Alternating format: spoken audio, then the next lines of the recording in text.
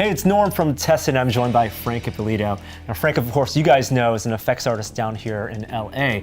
And today you're joining me. I brought you along for an amazing tour. You're excited. Frank is super excited. I'm excited as well, because as you can see, we're in a warehouse full of amazing original props. These are Rick Baker's props from his collection that are going on auction this week from Prop Store. Frank, we're in a warehouse full of like movie history. It's just aisles and aisles and aisles of stuff that probably hasn't seen the light of day since it was on screen or on set. What's the stuff that you're most excited about? I like some of the weird, obscure stuff, like some of the old animatronic stuff from Greystoke, or some of the like background zombies from Haunted Mansion, like things that aren't necessarily the big, popular things. Like I like the weird or quirky things. And Rick Baker, his shop, worked on so many films, so many seminal films. We're talking about Planet of the Apes, Gremlins, Batman, Men in Black, of course. I want to hear all those stories. Well, we're going to be joined by Rick Baker in just a moment and hear some of those stories directly from him and chat with him. So stick with us.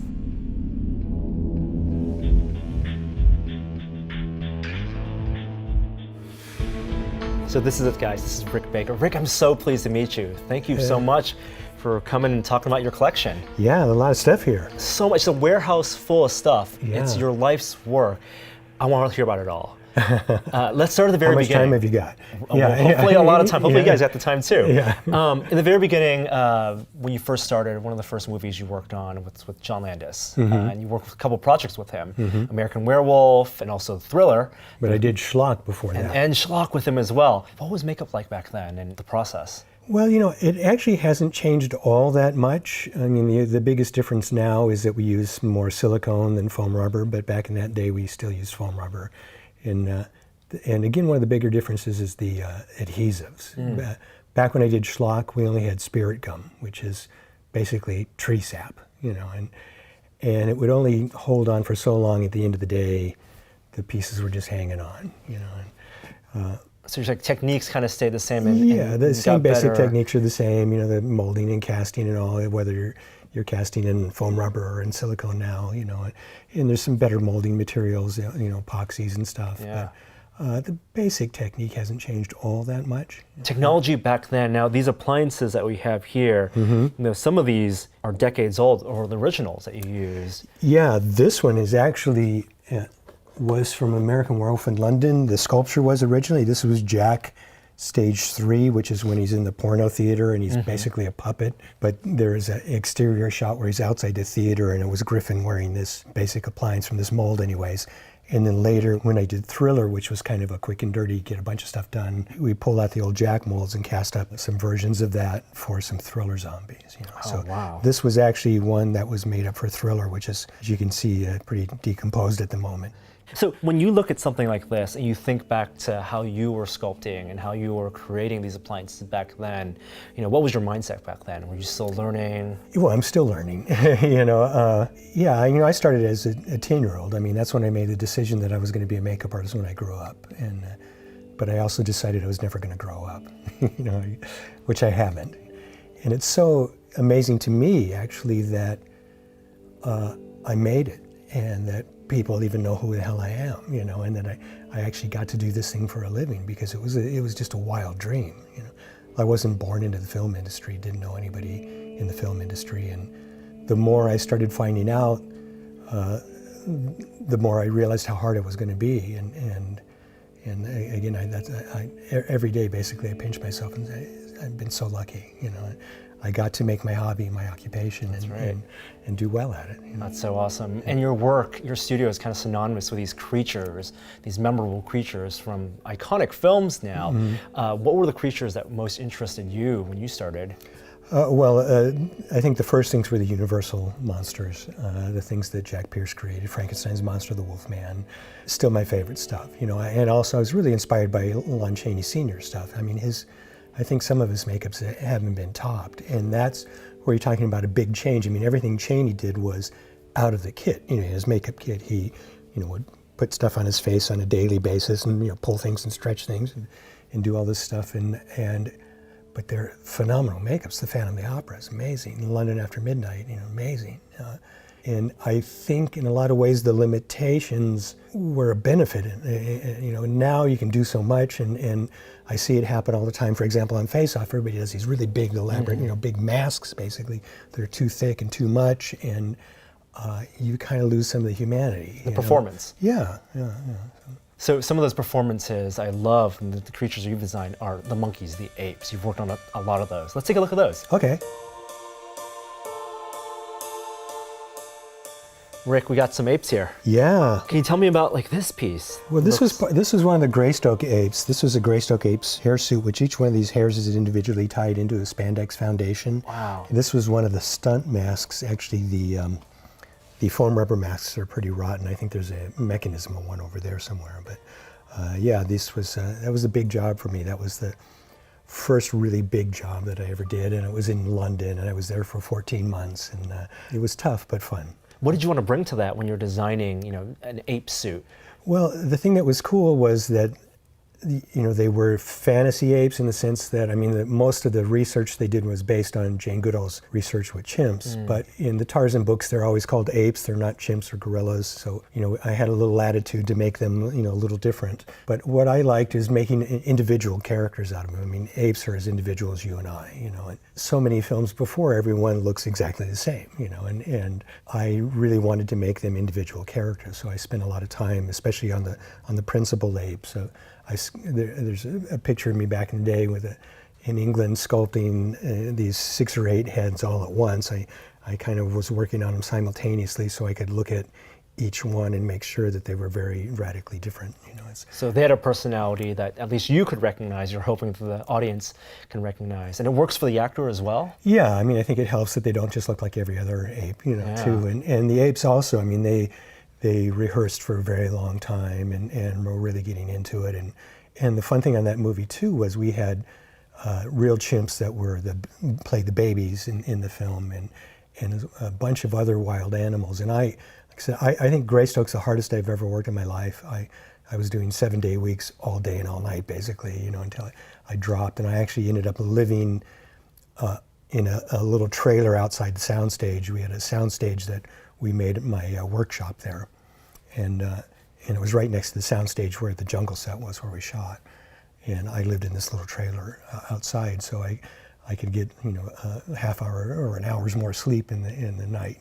Really putting yourself into it. Yeah, but it was fun because I got the animal trainer lived in a trailer too. So so I got to play with baby tigers and baby bears and black panthers and got to learn these chimps their personalities really well. It was a lot of fun. Now, in addition to masks and bodysuits, you're also at that point starting to develop different mechanized apparatus. Yeah, all the apes were mechanized. They either had a self-contained mechanism that the actors could work themselves with their jaw, and the lips would move back, and then we had cable-controlled masks, and we had these mechanical hands. These were Greystoke arm extensions. Let's see if I can get my arm in this. So this is something you built 30 odd years ago. Yeah, and I can't get my arm in it. But anyways, when you pull these levers, it moves the fingers. So the finger and the thumb are tied in together here. So yeah, proportionally, so we could get a more ape-like proportion. And we also had what we called mechanical extended finger gloves, which were ones that the guys could wear, but we extended their fingers by that and that much more, raised the palm up. So they had these mechanical hands that were bigger and more ape-like with the kind of big sausage fingers, So. But yeah, it was a lot of work. We had so much stuff. And the thing with that was I did it in England, and most of my crew were English. And I brought a handful of guys from LA that I'd worked with on American Werewolf. And the English crew were great, but they didn't understand how we finish things and how things are they would do a sculpture that I would consider to blocked out, and they would think it was done. It's like, no, we got to refine all this, do all that. And it was a real learning curve for them. And they also thought I was crazy because, at 5 o'clock, they go to the pub, and that's when I really started my serious work, and I'd work until 2 a.m. every night, and the funny thing now is last film I did in England, which was Wolfman, they so do it exactly like we do here now, and they have these tools that were, designed by Mitch Devane, who's a sculptor that worked with me a lot, came up with all kinds of tools for texturing, and they all know all that stuff. It's basically, the information's out there now. Which is a good thing. Yeah, I think so, yeah. And they consider, Greystoke, to the English crews there too, it was kind of like, the Holy Grail. It's like where they learned how to do this stuff, and That's cool. Yeah. And you're a part of that. You're at the heart of it. Yeah. So let's talk about a decade later. You're working on it. If you've done different types of gorillas and apes, it's for something like Mighty Joe Young. Mm-hmm. Where were you then, and how did those designs compare? Gorillas in the Mist happened first, and the thing that was great about that was, I always wanted to build a realistic gorilla, and nobody wanted it in Hollywood. When I did King Kong, the Dino De Laurentiis King Kong, they wanted a Hollywood ape, and they wanted this biped, thing, which I was thinking, this is going to be my only opportunity to do this right, and which I was wrong. I had quite a few opportunities since then. But in Gorillas in the Mist, they had to match the real animals, and they said, we want to film the real gorillas, the mountain gorillas in Rwanda, and then we want to intercut with your suits, because we know we can't get them to do everything we want them to do. And I said, it's impossible. I said, I can build an ape suit better than anybody, but I can't build one that you can compare to the real thing, And they said, well, that's what we have to do. So I did it, and one of the things that we did that I hadn't done in ape suits before, because it's not the most practical thing. Like when I did King Kong or The Incredible Shrinking Woman, which are suits that I made, I used human eyes with contact lenses, but especially with somebody with me with a nose like this, apes have such a flat bridge of a nose. So this was basically a portrait of an ape that I photographed in Rwanda. I went to Rwanda. They said, this male gorilla is the one we're going to call Digit. So I photographed him, and I basically did a portrait of him. So you can see it's very flat across here. So it had radio-controlled eyes. And the head is actually out in front of the actor's head, kind of like that. So the vision is very limited. You can see a little bit out the nose holes. Not the most practical things for being able to see, but it looked much more like a gorilla than anything I'd ever done before. And we did basically the same thing in Joe. We had perfected some of the mechanisms. Joe had a corneal bulge on his eye, which Digit didn't. And he was able to do with one head things that we had several heads for in this. But basically, it's the same thing still. And then in terms of what's behind the mask, the electronics and the motors, that stuff changed over time as well. In a production, are you also doing research as to what type of technologies you can put in? Yeah, it changed when I did Harry from Harry and the Hendersons, because Harry had to do so much and be so mobile and communicate only with his expressions too. And I said, we can't have him tied down to these cables. Having worn a cable-controlled head for many, many months on King Kong and dragging these cables out, behind me, I knew what it was like to try to perform in that too. So that was the first time we did a radio-controlled head. And what was great was the research I did on Yetis and Bigfoot. They always kind of talked about kind of a pointed head. So I thought this would be great if we have this pointed head that gives me a place to put the motors, so we can have a much more direct linkage to the mechanism. So the motors weren't, on a backpack somewhere or inside the suit. It was contained within the head. And it was so great to not be tied down to the cables, And so Harry was the first of those, and these were the same. When you're working with a character that's maybe in the world of fiction, you have a little more liberties on how you can design your mechs and your makeup. You're not using direct life reference, trying to mimic that. So let's roll right into, for example, Gremlins. These mechs right here, and it's completely fictional creatures, but amazing puppets. Can you talk about some of this puppet work that you designed? Yeah, and this one's a marionette. Actually, it is a puppet. An actual yeah. String puppet. Well, the thing with Gremlins, I turned Gremlins down numerous times. Gremlins 2, because I wasn't all that interested. Where I have fun is doing the design and creating a character that hadn't been done before. And this was already established by Chris Walas in the first movie. And I just said, I'm not that interested. And they kept after me, and they said, what can we do to interest you? And I said, well, if I can redesign them a little bit, still stay in the Gremlins world, but I said more than anything, I want to make them characters. In the original film, and it was smart to do in that film with Chris. All the Gremlins were out of the same mold. And so, because you can't make one puppet that does everything, you had 3 or 4 different puppets that did, all the combinations of things, but all from the same mold. I said, I want to make them individual characters.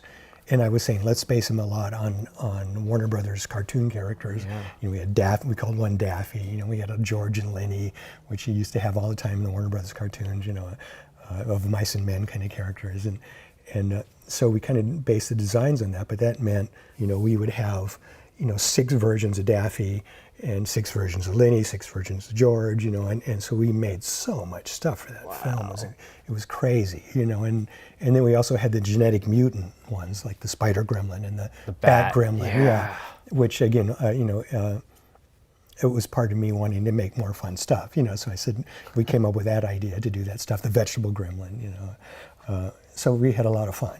And in terms of puppeting, for a more complicated puppet, it's just electronics inside and then wired to like a Waldo system, or how? Yeah, there were different ones. I mean, this was more of an insert close-up one, which he had some servos that worked the eyes and the jaw. You move this thing and you could rotate the head and move it around, and there are these rods that come out the back of the arms and a little trigger that makes the hands move, and it's basically every trick in the book. I mean, we had ones with strings on them. We had ones that just had your hand in it like this. Whatever works to get that character and performance that you want out of that creature. Yeah, and it's and then we had these big pole arm ones, which were in these boxes here, where we had the telemetry suit thing basically. So a guy would stand with this device with his arms in it, and if he moved his arm like this, the puppet moved his arm. And there was a big pole that came out the back. So we had one that was a freestanding one, and the feet were like mounted to the ground, but the body could shift around and move up and down, and the arms were free to do stuff without any strings or any rods. Sounds like you had a lot of fun. I've had a lot of fun my whole career. I mean, it's, like I said, how lucky am I to get to build toys and play with them, and get paid to do it as well. Hopefully in your spare time you also get to build and have fun and design things on your own? Yeah, I mean, it's how I have fun, and if I'm not working on a film, I'm basically doing the same thing for myself, And Rick, some of that stuff that you did, maybe from lesser known movies or lesser known projects, was stuff that you also had a ton of fun with. Oh yeah, I mean, it's all about having fun, isn't it? Yeah, let's take a look at some of that stuff. Okay.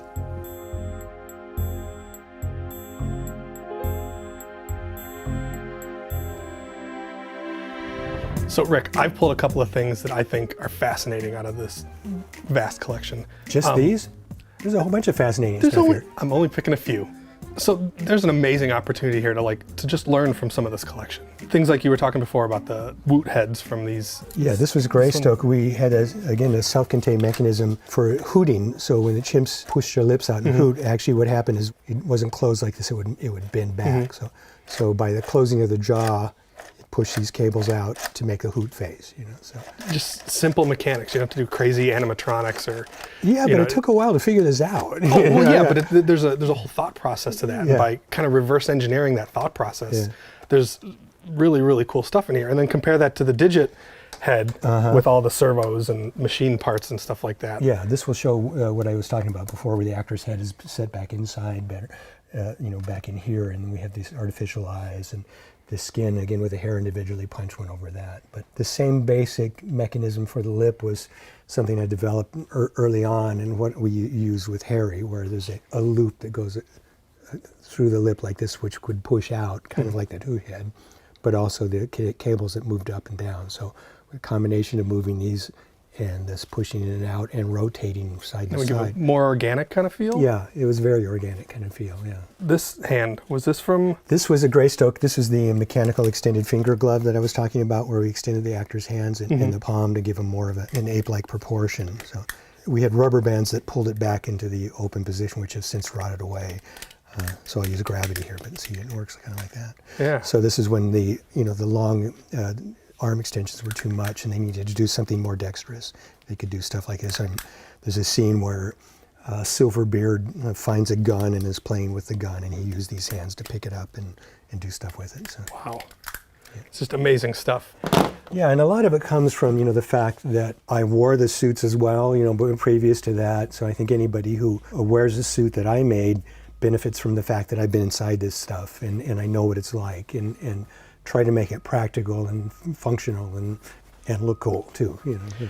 there's a whole bunch of maquettes and like design kind of things in here. What was this one from? This was a Men in Black. This was a Mikey maquette when we were trying to decide what Mikey was going to look like. Jordu Shell sculpted this one. But yeah, this was one, again, like what happens so often in films now is that, you know, directors and producers and so many people are involved in the design process and they want to see things, so we have to make a lot of stuff. I mean, in the old days, like an American Werewolf in London, for example, John Landis just said, I want the wolf to be a four-legged hound from hell, you know. I wanted it to be a biped, you know. Got a little bit of argument, he's the director, he wins, you know, but four-legged hound from hell, make it, you know. I did a painting, I go, I want to make something like this. Yeah, you're the expert, make it.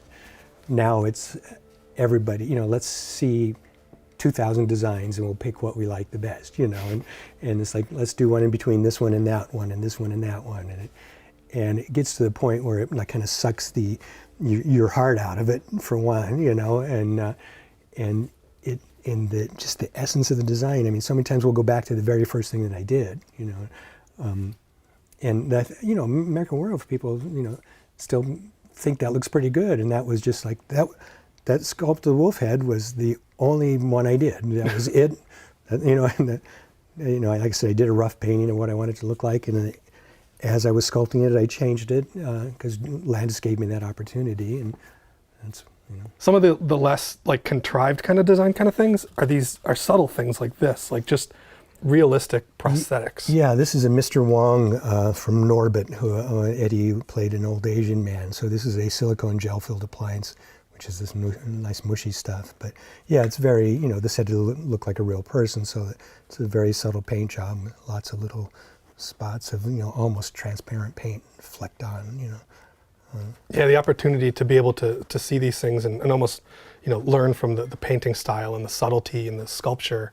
You know, a lot of people, you know, over sculpt their age things and over paint their, you know, makeups that are supposed to be relatively subtle. Mm-hmm. I think there's an enormous amount of education that's on all these shelves. Yeah, I mean, that's the one thing that, you know, I'm kind of excited about. These things, you know, for so long I stored this stuff and kept it. That was one of the great things about having a huge studio like I had. It was 60,000 square feet.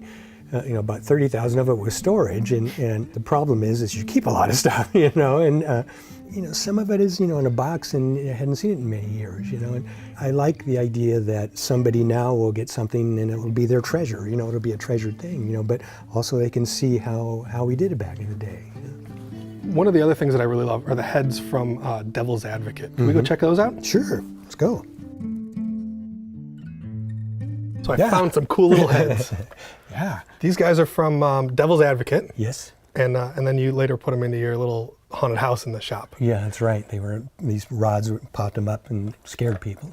Can you tell me a little bit about like just the thought process behind these crazy designs? Yeah, well, it was, you know, they wanted these demons, and they weren't, you know, they didn't want necessarily traditional demons with horns and pointy ears. And I remember doing a whole bunch of Photoshop designs of things and kind of came up with these concepts. And the way they were actually used in the film is they shot the actors in the scene, and then we moved these heads. They were on like an emotion-based thing that we could program it to kind of move it, and then they kind of morphed between the real person and these heads. So that I don't think it ever went totally 100% these heads in the film. Mm-hmm. But yeah, they were fun to do. Yeah, this goes back to, you know, just the educational opportunity to see some of the sculpture techniques and the paint jobs, like this paint on this guy's forehead and some of the details on this guy's face. Like, I think it's fascinating. Yeah, well, I did the sculpture to a certain point, and I blocked it out and did a pretty finished version, you know, on the one side, and then let somebody else complete it, you know. And again, almost everything that has hair on it like this, I trimmed and dressed all the hair. I actually have this pair of scissors that I got when I was a kid. Mm-hmm. That was my first, like, you know, big purchase for a pair of nice barber shears that I've trimmed everything I've ever done with these scissors. And that's not in the auction. And it's not in the auction. No, they're my magic scissors. I got to keep them. I don't know how they still work, but I mean, I trimmed the Greystoke apes with it. I trimmed Digit. I trimmed Harry. Wow. I trimmed this stuff, you know, Joe, everything with these magic scissors. Wolfman even. Wow. Yeah.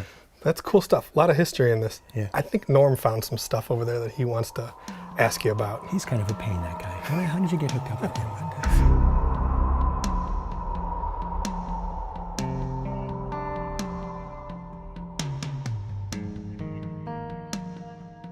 Rick, I couldn't let you go without talking about Men in Black.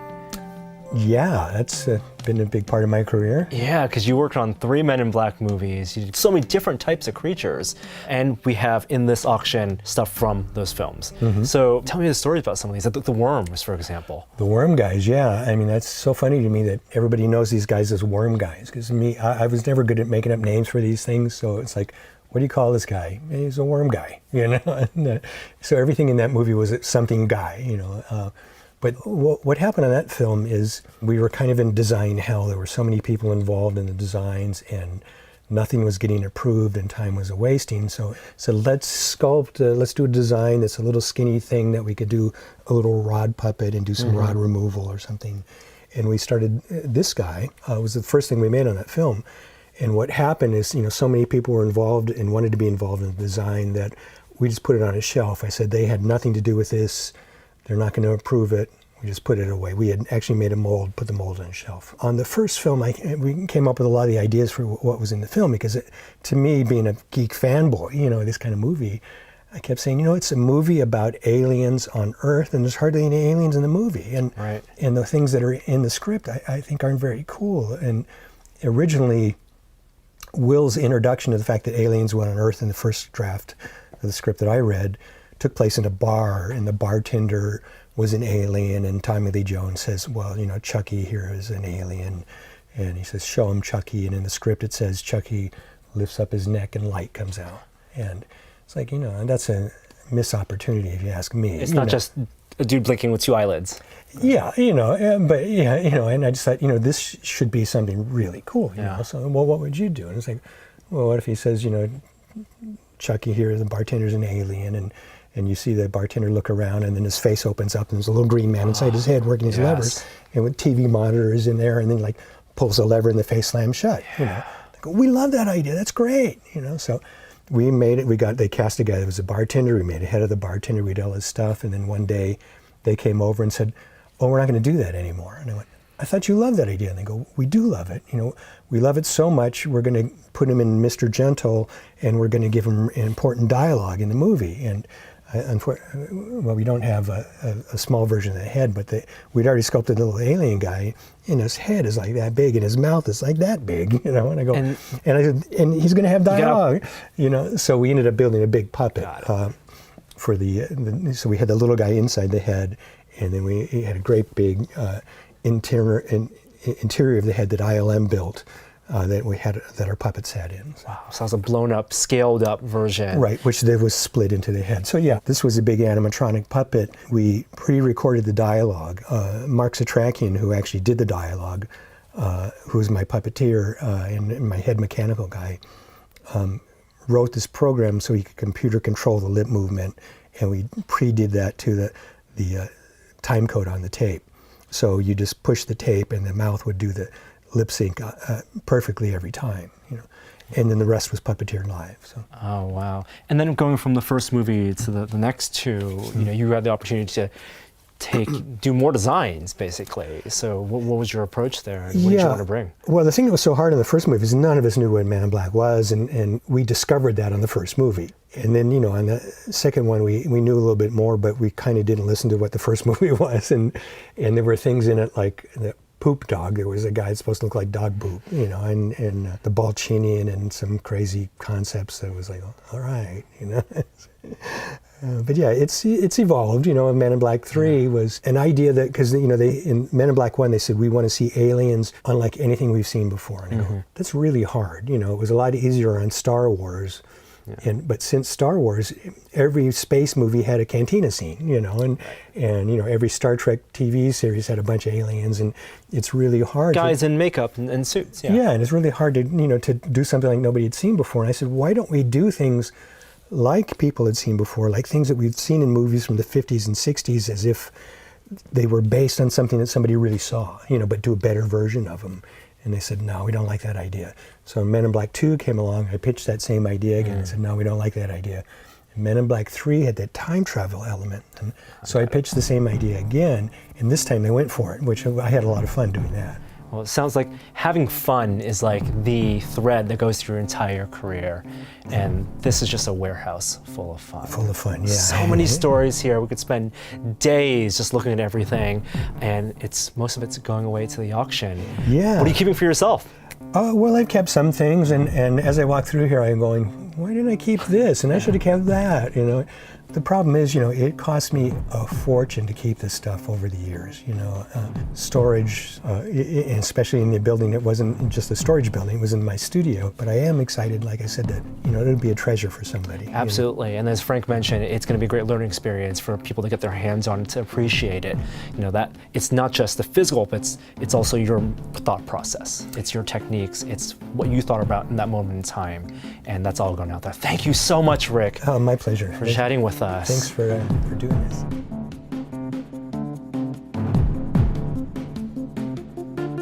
Oh my God. There's like everything in here. It's so amazing. First of all, thanks to Rick again for spending his time telling us amazing stories about his collection. Thanks to Prop Store for housing this, for putting up the auction that's going on right now. I need to go bid on that stuff. I know. The great thing is it's all like no reserve. Everything starts at $5. I'm putting $5 on everything. Put $5 on everything. Rick has so many good stories. And what are the things that's walking around that caught your eye? You know, we didn't really even talk about it, but the stuff from the Haunted Mansion, the zombie masks and all the background zombies, like those designs are beautiful. I was so surprised at how well things held up. Yeah. You know, things that were made 20 years ago, 25 years ago. Well, I think a little bit of this has to do with Tom Spina, who's spent some time restoring some of these things and touching up some stuff. Yeah, it's so cool. And of course, this auction, Prop Store is hosting it. It's at Hilton, the Universal City. You can bid online, and if you're watching this video after May 29th, go check out Prop Store. They have other stuff, maybe some other Rick Baker stuff as well. Thanks a lot for watching, guys. It's Frank. I'm Norm from Tested here at Prop Store. We'll see you next time.